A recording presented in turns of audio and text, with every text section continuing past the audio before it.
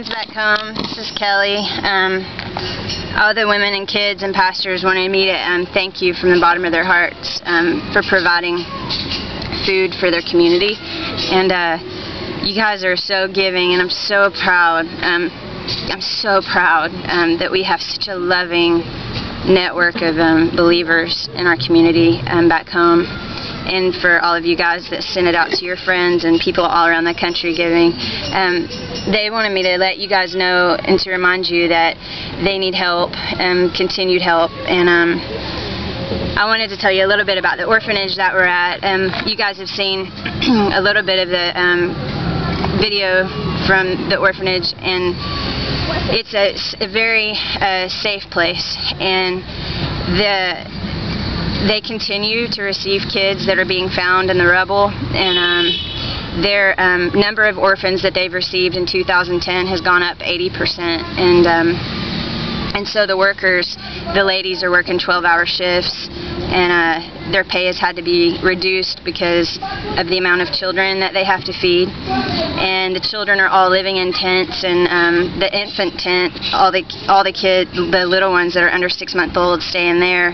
And it's just a tent full of little mattresses and little babies, and one of them has 2 casts on his legs. And the caretakers are just amazing. They pick the kids up, and they love them, and they change them, and they feed them. And when they're crying, the caretakers will go and just grab the baby and read the Word of God over the baby. And about every hour, all the caretakers gather together and they pray and they sing. And I asked the director of the ministry why they were doing that, and what was going on, and he just talked about the warfare that's happening, and that has always happened in Haiti, but how now more than ever they're having to pray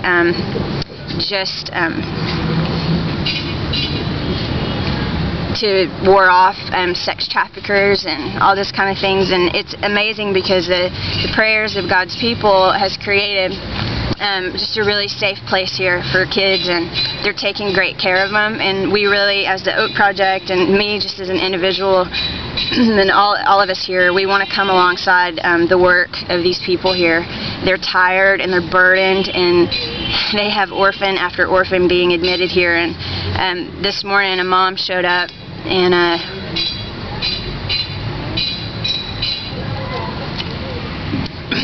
sorry.